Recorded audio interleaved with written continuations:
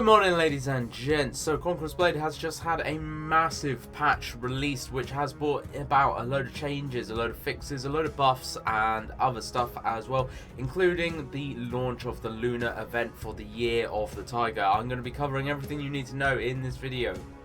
Before we get into the video though, hit that subscribe button if you want to be kept up to date with the latest and greatest of Conquerors Blade. So the Lunar Event for the Year of the Tiger, the Chinese New Year, has just released in Conquerors Blade, and with it, it brings itself a load of goodies and treats and stuff that you definitely want to be grabbing hold of. So it also brings along with it a couple new events and a map and everything as well. And actually, I've only played a couple more maps since the patch released, and the rewards I have got from this event so far have been absolute madness, and I can see there's going to be even more coming as well. So first thing I want to draw your attention to is the new Victory Pass. The Victory Pass is a free pass which you can get experience from doing daily quests, gaining badges, playing a certain amount of battles and just signing in as well. You will get a certain amount of free rewards, but if you purchase the new Tiger Cloud armor, you will also get deluxe bonuses as well, which include more treatises, include a unit skin, and actually include some sovereigns as well. The skin itself, I think personally, is very cool. It's a very nice, well detailed kind of tiger type skin, and it's got a massive cape which I absolutely love. I think it was about 1900 sovereigns, so it's fairly expensive for a skin, but you will be getting some of those sovereigns back if you progress through the Victory Pass. Now you have a 12 days roughly to actually go through this, so if you are logging in every day and doing each of the quests that you need to do to actually get the points to attribute to this pass, you will be able to unlock everything on there fairly sharpish. So moving on to a second thing, you obviously have the Lunar Event login as well, which you are going to be getting. I think it's about 14 days worth of goodies every single day that you log in. Plus as well, we have this new war effort which you personally contribute to, and you will get rewards from that. Plus we will all get rewards from how well our server does as well. So if our server progresses all the way to the top, we will be getting a load of rewards, but actually all you got to do is make sure you are giving in as many rewards as you can to be unlocking some nice bonuses. Now to unlock the bricks and everything that you need to have to actually be able to get some of the points for this event, you need to just be playing siege battles, you need to be playing the new map as well, and so far I have actually managed to unlock a lot of bricks per battle. So you do go up every you do have something to contribute after every battle, it seems. Every time you do give in a brick, you will get a separate reward from that, plus as well you will have a reward from different stages. Moving on to the units then, everybody has been looking forward to the Imperial Spearman Guard unit, and they have had a fairly decent rework and a buff as well, which is definitely the best way of going about it.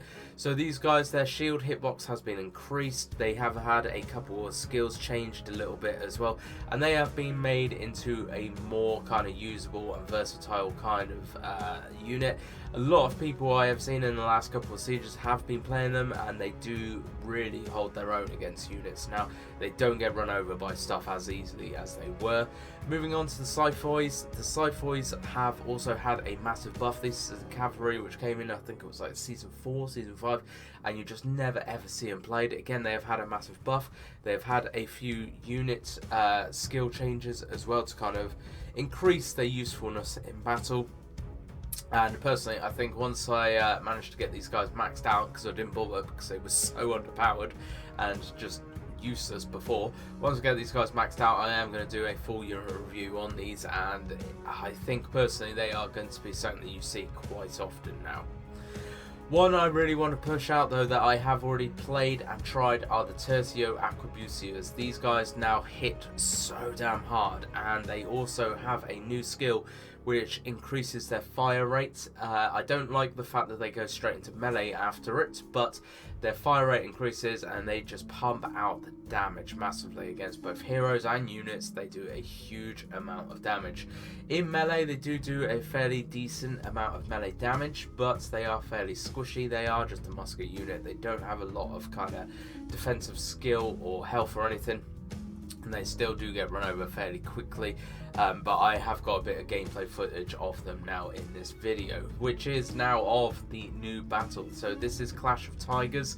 There are now AI opponents as well as actual human opponents, and I'm not sure if this Clash of Tigers is based over a load of maps or if it's just Harbour City, which is the one that I played on this morning. But just basing it on Harbour City, I think they have done a really good job with this event mode, and I am hoping personally that they keep it in, because I am loving the fireworks everywhere. There are bundles of fireworks everywhere. All the artillery pieces are the firework artillery pieces, and the rewards that you get from Clash of Tigers, or at least the rewards that I got from Clash of Tigers when I played it this morning, were incredible. I got so many boxes and other stuff that it had to go to my mail because my inventory filled up. That's how much stuff I was getting.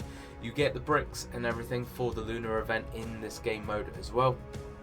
Definitely worth trying, and hopefully it doesn't become another Brock Estuary map and people will actually play this one. I'm really hoping that people do queue for this instead of normal siege battles, because I personally think this is so much more fun than just a regular siege battle. You have AI units in there now, and it keeps the battle going a little bit. So before, when people would kind of stack up and sit around somewhere, those AI units are just constantly pushing. So actually it does keep attackers and defenders on their feet a little bit, because you have AI units on both sides, and they aren't the easiest things to take down. They have a fairly substantial amount of health and defense as well when you are fighting them.